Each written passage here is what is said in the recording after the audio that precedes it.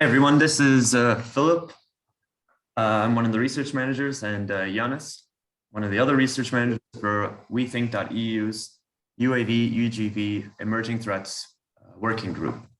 And so this is our fifth week, if I'm correct, in doing the weekly video updates, where we go through, we review the week's news, and we see if there's anything interesting in the UAV, UGV, CUAS world, or with unmanned systems in general. And of course, the idea of this is to generate discussion, to get your feedback, and also if any of you have some research or perspectives or work or products that you would like to share or make a presentation on, we'd be more than happy to do so and to share it on the little channel with our working group. And so thanks again for all of you for checking this out. And so Giannis, what did you find this week? Thank you, Philip. Yeah, this week there were actually quite a lot of very interesting stories. It was a little hard to select, the best ones because I felt it was quite a lot.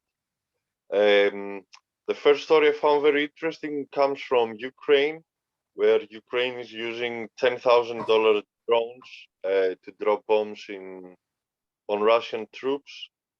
And more specifically, it's the group called Aerosvitka, if I pronounce it correctly, which is a volunteer drone squad from Ukraine. And actually, they get off-the-shelf helicopter drones, and they modify them with 1.5 kilo explosives, and they go and drop them in Russian positions and tanks. And it has been quite successful, especially this week, apparently. And then the news comes from Shanghai, and it's the use of drones and robot dogs for the COVID-19 restrictions, where the government has deployed drones to monitor Shanghai and tell people to go back inside. And one interesting message that you can hear from these drones to people in public is control your soul's desire for freedom and stay indoors. So it was interesting to see the use of drones as surveillance for corona restrictions. And then we move to China, and China is apparently very interested in observing the use of suicide drones, more specifically the Switchblade 600 being used in Ukraine, because themselves they are producing a type of suicide drone called the CH-901, produced by the Aerospace and Science and Technology company owned by the state of China. And they actually are trying to collect data to compare it to their drones to make their own improvements. And what was interesting to see about the CH-901 compared to the Switchblade is that the Switchblade is a one-off use suicide drone, but actually the CH-901, it can be reused up to 20 times.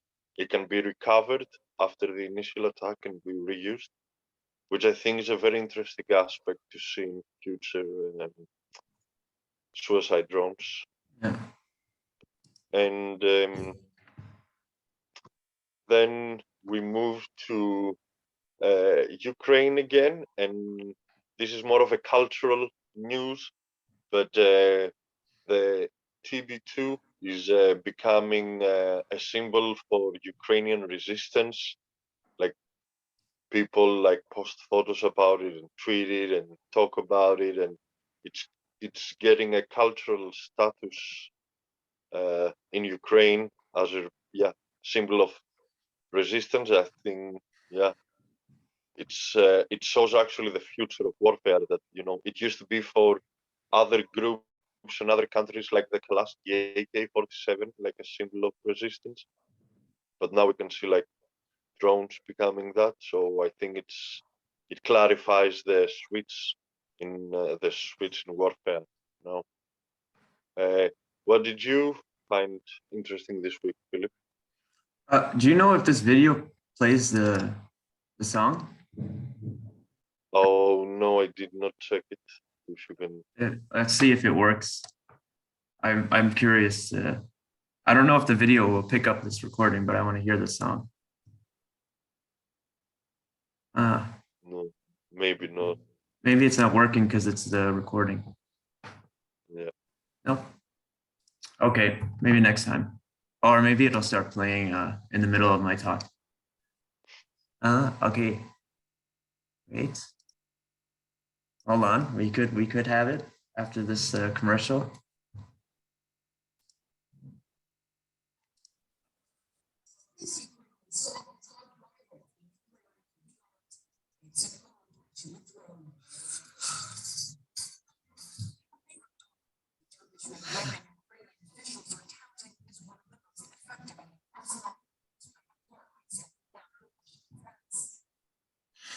So there you have it. I hope we didn't do some copyright infringement there. So this week, I was just looking up stuff on the UGVs because I know often the UGV doesn't get a whole lot of attention when it's compared to the UAV. And I discovered some slightly older articles. I mean, this is the end of March 2022, about this Malaysian UGV called the Cabra. And next to that, this one looks pretty cool. Next to that, though, we have this Themis combat unmanned ground vehicle, which apparently has the capability to be equipped with light or heavy machine guns, 40mm grenade launcher, anti-tank missile systems, loitering munitions. So it's a UGV that fires UAVs. That's pretty cool. Meta. And then continuing on the UGV theme, this screenshot shows the first alleged recorded use of a Russian UGV in Ukraine. It doesn't look as exciting as the other two. I can't really tell exactly what's going on with it, but it says that it had been also in Syria and in the Nagorno-Karabakh region in 2020.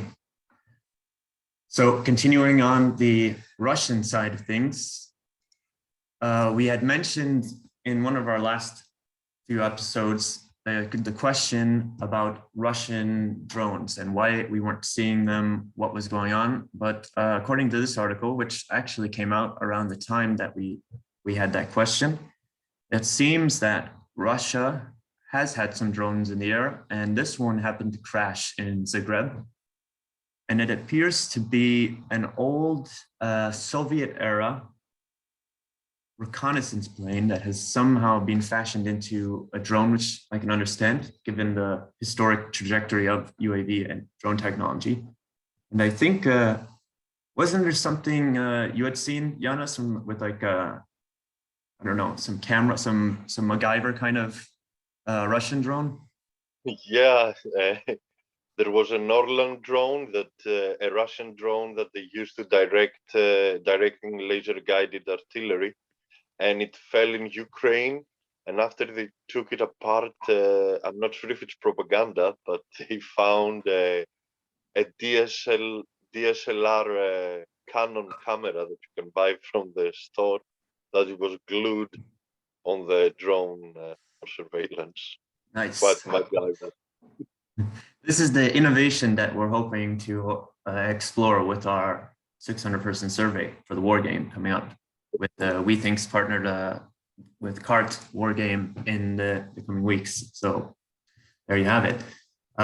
Also on the theme of Russian military equipment, I remember reading about the TB2's success in the Armenia-Azerbaijan conflict over Nagorno-Karabakh Artsakh region. And apparently the Russian military was able to bring down TB2s during that conflict using these systems, which is called the Krasuka 4 electronic warfare system, also known as the Belladonna. And there was reports claiming that 9 or 10 TB2s had mysteriously been downed, and it was thought to be done so by Russian Krasuka for electronic warfare systems. So one of these has been captured by the Ukrainian forces, pro-Ukrainian government forces. And I'm sure it will be very interesting to see how those work. I personally would love to know how those work. Elsewhere, we have another article here covering the same thing. It's from the Center for Public Integrity. So I think we can have a little bit more of a verified source here on the story, a little more verified than the Drive, whatever that happens to be. No offense to the Drive, but finally, we've seen an article come out about an alleged covert drone war between Israel and Iran. And apparently there have been a number of things, a sort of shadow war going off between Iran and Israel, especially in the Iraqi Kurdistan region of Iraq, where it's believed that the Israelis have had for some years a number of secret bases that they've been using for operations against Iran. And so that's all we have for this week. Again, if you have any feedback or comments, or you want to share your perspective, we're more than happy to share it, to interview you. If you'd like to join us for our next episode, if you have questions or any stories at all, just let us know. And please feel free to comment on the videos on the Discord or on the weTHINK platform. And if you have any presentations or any interesting research or projects that you're working on, again, we're more than happy to share them. And we believe we will have some in the coming weeks. And hopefully we'll be discussing the new CUAS drone that we saw Steve Wright and an MARSS produce and unveil last month. And perhaps something else on a similar simulation that was exploring the behavioral decision-making in terrorist attacks using UAVs and how people react under stress from a counter UAV perspective. So hopefully we'll have that coming up in the next few episodes. Until then, we hope you all have a lovely weekend, and thanks again for watching. Take care.